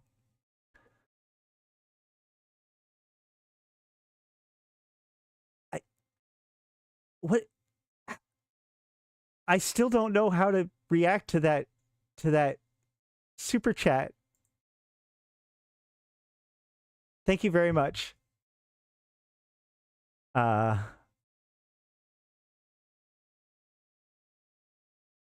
So yeah, there's some, this is what they're talking about, right? This is very standard software developers being nerdy about software development, just so we were clear.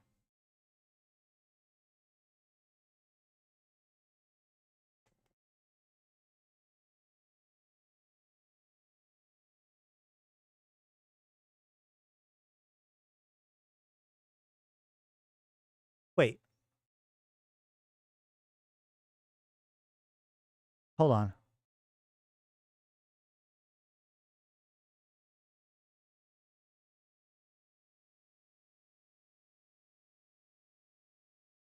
That's okay. So yeah, my bad. Apparently they did the blueprint stuff earlier. So this was the other thing I wanted to talk about. So, right. Before we dive, so this is how manufacturing and blueprints are going to be about in Vanguard, or at least what they're looking at. Before we dive into our next theme, we want to express that this is a mock-up. Sneak Peek has a possible new feature that we're about, that's all about manufacturing and blueprints. This idea is to change how we collect and use items in game. Instead of just picking up items, you gather fragments, little pieces of recipe that you could put together to create blueprints. These blueprints could let you craft items multiple times, which means you can hold on to your favorite gear a bit longer and not worry so much about losing it right away. Think of fragments as puzzle pieces. You collect them during a deployment, and once you had enough, you can trade them in to make blueprints. These blueprints are your personal recipe cards, letting you craft items again and again, so you get the exact item you're hoping it doesn't get lost. That sounds like just permanent progression. I guess it'll take materials to rebuild them. These blueprints are customizable, allowing you to create unique items tailored to your playstyle. I wonder how unique that is. Whether you want something that suits your stealth approach or heavy-hitting weapon, it could all be made possible. The system is designed to give you more control over your gear, and the whole process of collecting and crafting more strategic and rewarding. It's a fresh take on item progression that draws from inspiration from the mechanics of EVE Online, and it looks like it could be a lot of fun to explore. Of course, with every new idea and concept, they're always looking for community feedback. Well, my feedback is white on light gray is not good UI design. That's my first piece of feedback. Once you've collected enough shards to create a blueprint, you'll need to gather specific materials to craft your item. This is where your strategy comes into play. Different maps and enemies could drop different resources, so you'll need to plan your deployments accordingly. So you'll have to collect specific materials depending on what you want to make. Some items might be harder to get and require more effort, but the payoff could be worth it. Just like EVE Online, crafting takes real time. You can set your items to be made and then go back to playing while they're cooking in the background. It's all about balancing your time and resources. Okay. Does this make crafting more engaging? Would you prefer immediate crafting or possibility of speeding up the crafting time? Not for Plex.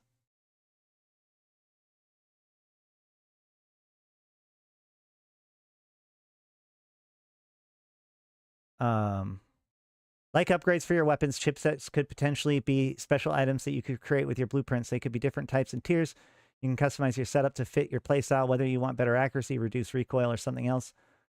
Customization chipsets allow you to tweak the blueprints for even more specific results. Want a weapon that fires faster? There could be a chipset for that.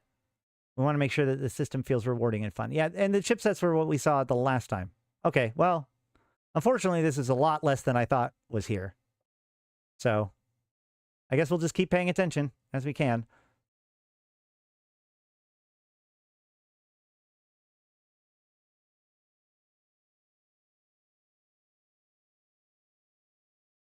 $200 Danish kroner is about $30. Well, I appreciate that, Lorelei, and I definitely appreciate it, Stoic. Thank you very much. All right, well, hold on.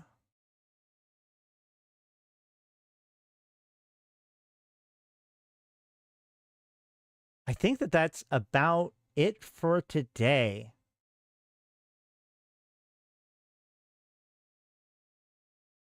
I want to say there was something else. Oh, hell. There was something else.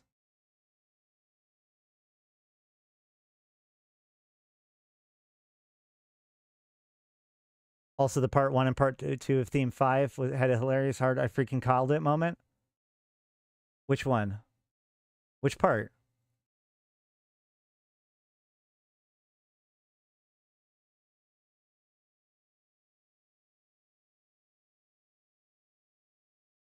God. Reading the Frontiers lore was like looking at abstract. It is really weird, right? Like yeah. It does feel like they're trying to like it. You can tell that they're selling it to the crypto bro market. I'll just say that. Oh, the Quartermaster Valkyrie tech cloning consolidation. Yeah. In a good way. It is interesting. I mean, CCP has a lot of stuff built up, and I see this as an interesting outlet for that creativity. We'll just have to see if it's an okay game. But let me double check to see if there's anything else.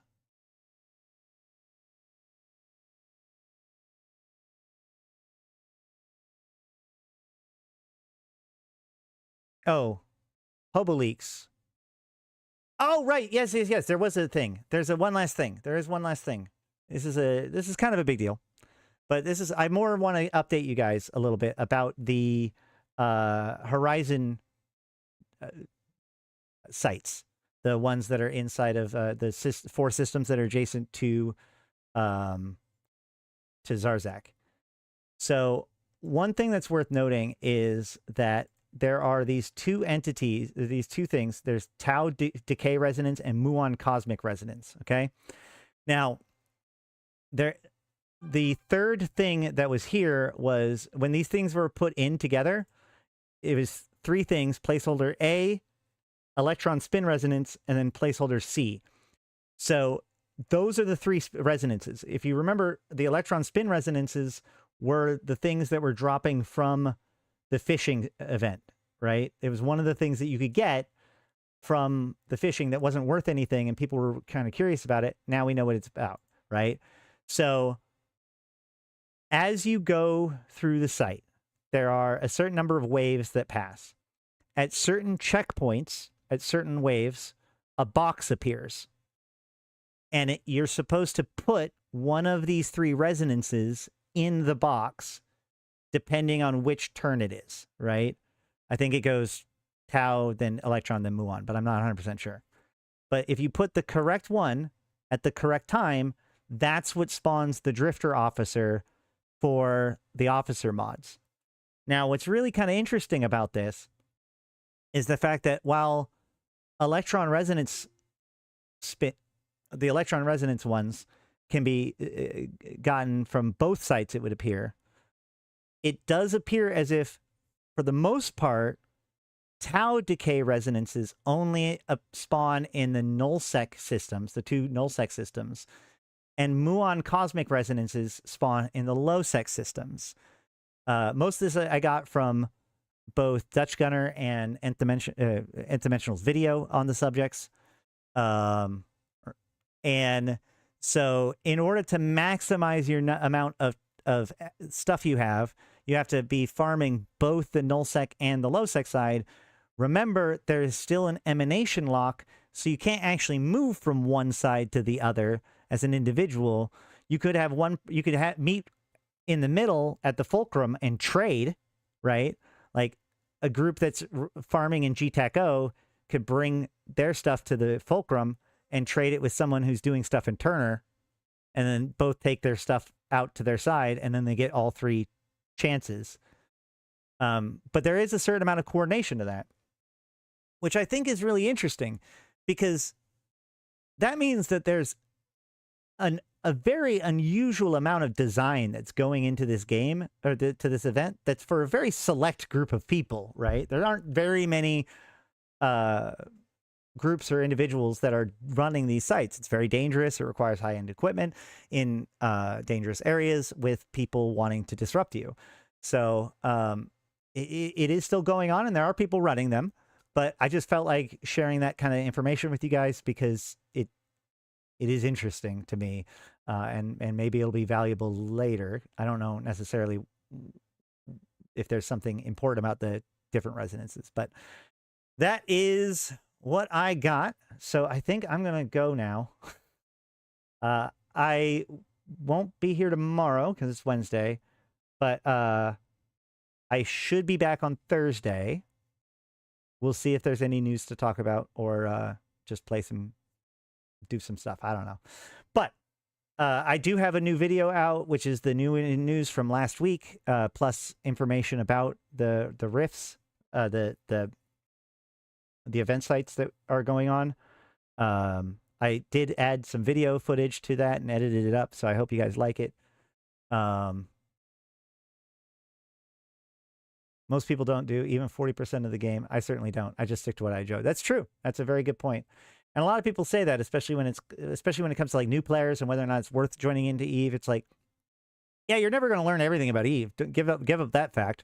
But the good news is that you don't actually need to learn that much in order to start having a place in Eve, finding your place in Eve. That's much more important.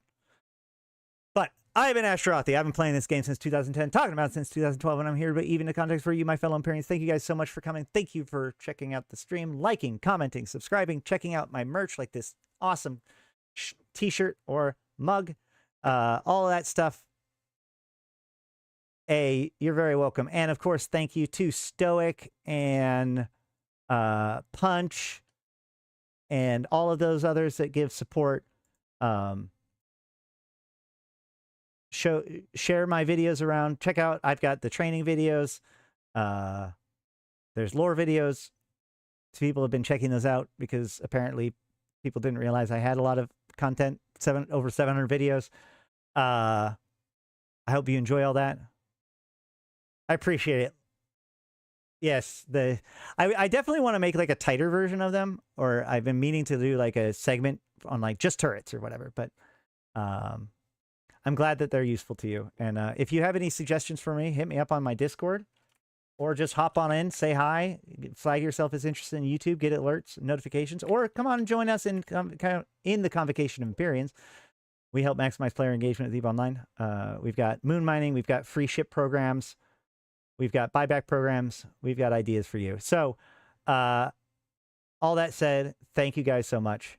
I've been Ashtarothi, the voice of New Eden. Until next time, I'll see you in space. Oh, wait, hold on. We'll finish up with an animal time. Hold on.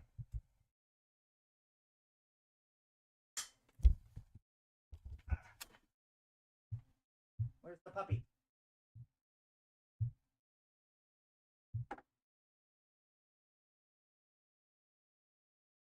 Oh, there you are.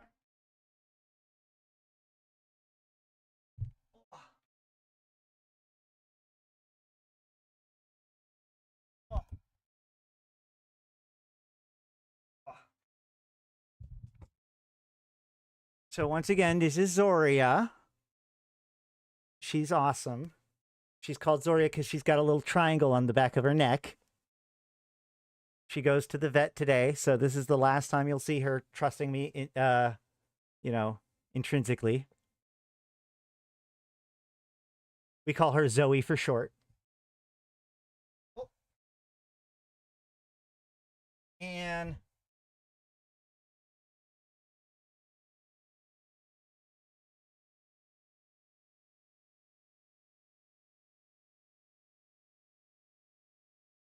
the cat knew it was coming. Oh, gosh. So much for a green screen. Oops. All right. She's not happy. She's doing great too. Thank you guys so much. I'll see you in space.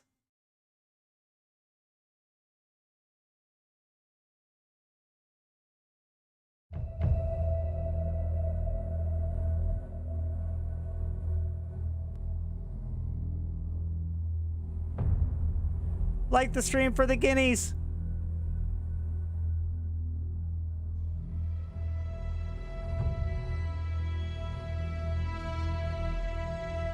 Bring on the wrecking machine.